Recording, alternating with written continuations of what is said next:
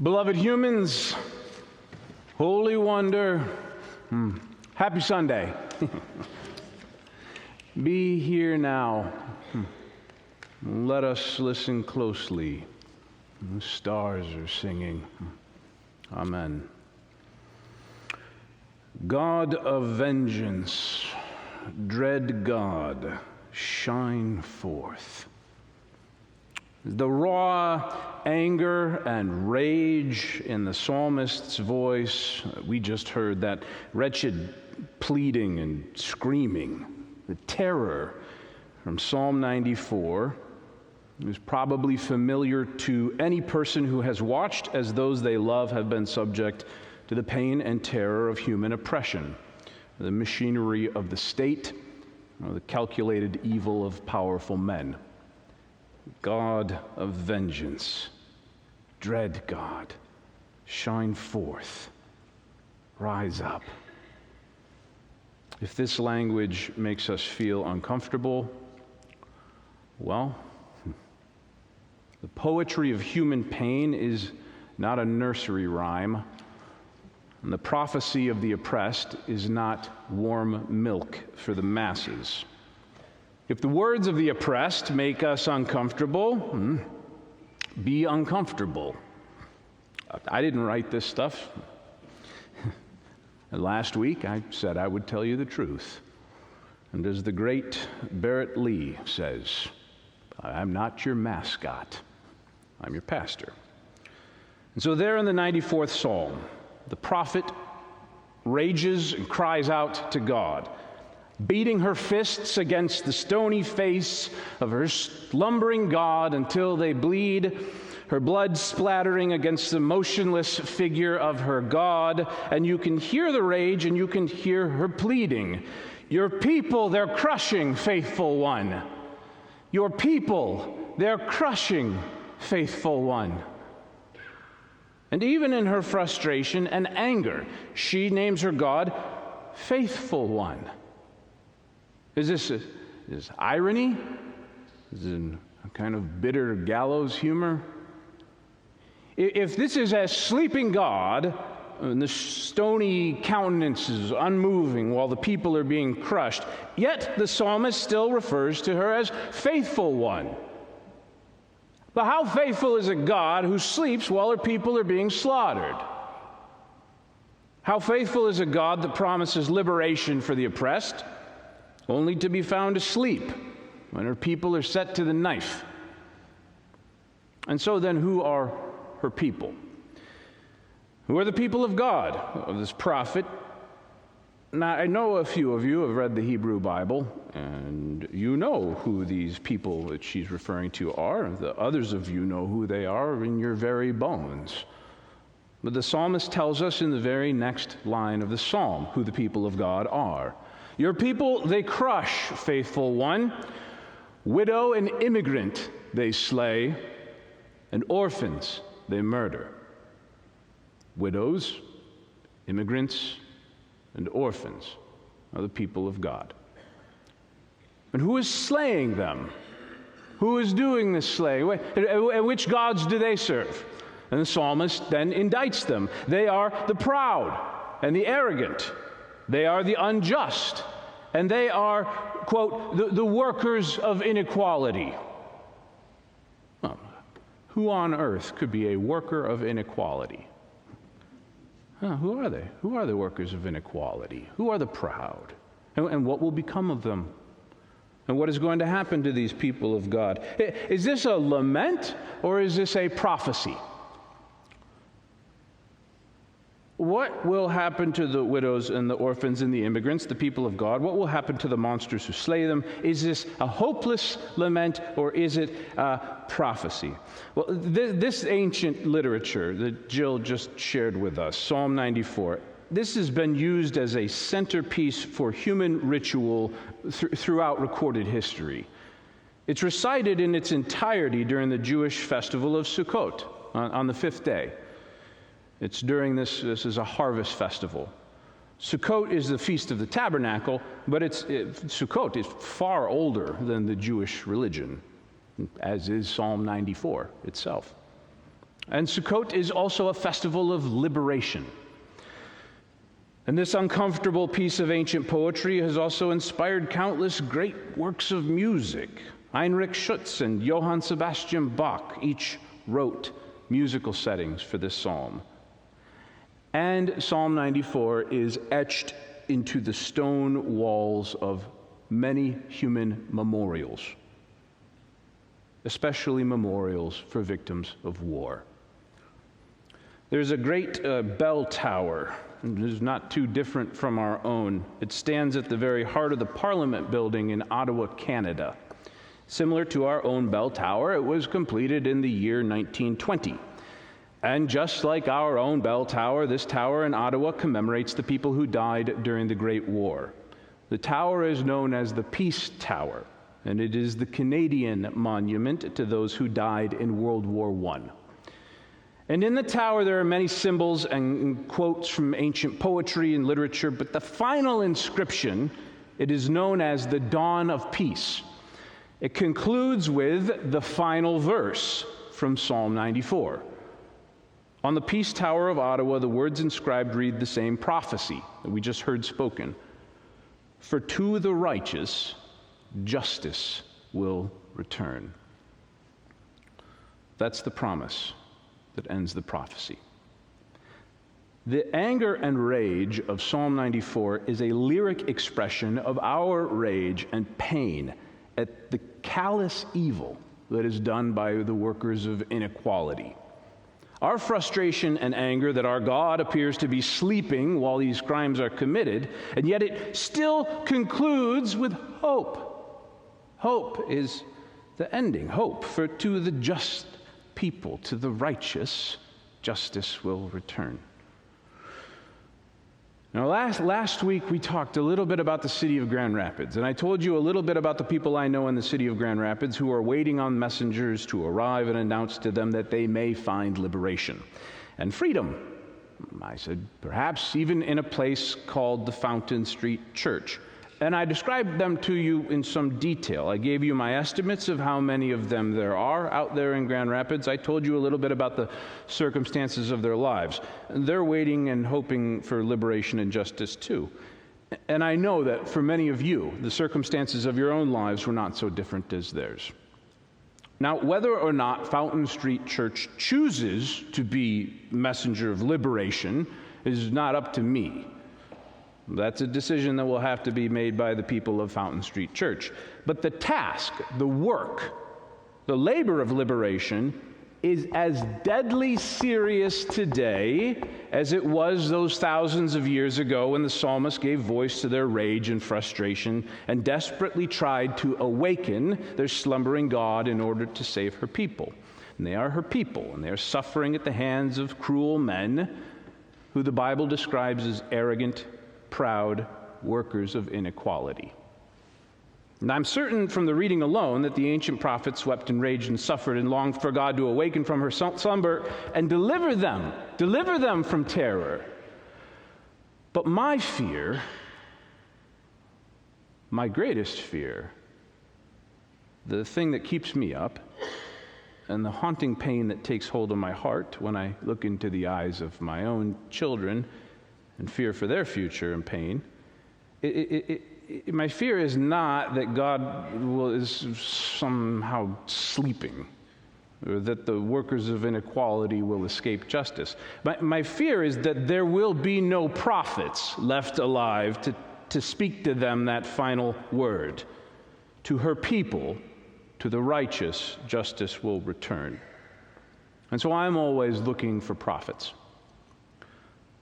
Just this past week, we've seen in America how the arrogant men who are workers at inequality are trying to destroy the people of God, the widow and the orphan, but most especially the immigrant. J.D. Vance, who is an acolyte of Donald Trump, has now spread vile rumors about immigrants and has stirred up his followers to attack these people. J.D. Vance has also spread vile and disgusting rumors about women in America. He serves a small God, but his small God has promised him political power. That's the exact same bargain that Satan tried to make with Jesus Christ in the wilderness. J.D. Vance apparently has found that offer too good to pass up. These are the wages of mammon, you see. There's the worship of violence. Its holy icon is the gun. The liturgy today is called Christian nationalism. And now, because of the evil done by this man, in Springfield, Ohio, a community of some of the poorest people in America, immigrants, who are the people of God, are being subjected to violence and terror in Springfield, Ohio. It's a little town. It's a town. It's about 4 hours from here. Now, J.D. Vance chose to attack those people in Springfield, or perhaps he was told by his little gods to attack them. I don't know. Because they are poor, and because they are immigrants, and because he is a coward and a bully. Remember this, cowards and bullies choose their targets specifically because their victims are the people of God, because their victims are the poor and the oppressed. Cowards, like J.D. Vance, don't attack the powers and principalities of the world, because why would they attack their own gods? Jesus spoke about this as well. He said, a house divided against itself cannot stand. The psalmist is aware of this evil and is writing it into her words because she knows that it isn't a new thing. It wasn't new when it was written then, and it isn't new now. The graft and the cynical crimes of the powerful, she quotes them. She uses their own words against them. Quote, and they say, the Holy One she does not see. The God of Rebekah's line does not understand. In other words, as the acolytes of Mammon and Moloch oppress the poor and the immigrant, they say, we can do whatever we want because God does not see what we do. And now the psalmist then, after that, makes her literary turn. She reveals that it is not the God of the oppressed who is sleeping. God is not sleeping. God is watching. God sees. God is watching. It isn't God who's sleeping. It is the people who have fallen asleep. From verse 8, understand. When will you become wise? The one who planted the ear, does she not hear? The one who formed the eye, does she not see? The one who teaches knowledge to the woman born, does she not chastise? The all-knowing God knows the thoughts of the woman born, that they are but breath. No, God sees. God sees, and she weeps. It is only ever the people, the nations, who choose not to see, who choose instead to sleep. All of the American fascists who are chasing after power today, making good on their bargains with the enemies of creation, all of the workers of inequality, all of those who murder the immigrant and oppress the poor. They may believe that God is sleeping or that God doesn't see what they do, but they're only able to follow the orders of their violent little gods because it is the people who are asleep. It's the people, not the God, that need to wake up. It is the people, not the God, that need to see, and then the people, as the only living icon of God, must then act. The people are the body that acts upon the world. And it's happened before. It happens. It does happen. It's a miracle. It's a miracle, but it happens. And I'll give you one example from history. The history of fascism in the United States of America is long and brutal and banal, and it involves genocide of First Nation people of this country, and it happens with clinical, bureaucratic precision, pens and parchment. And it was documented in the newspapers as it happened. And the white people of America read about it as it was happening, and they slept. And so too also chattel slavery in the United States, the dehumanization and brutal oppression and enslavement of black people, carried on for centuries in America with the full consent of the white population.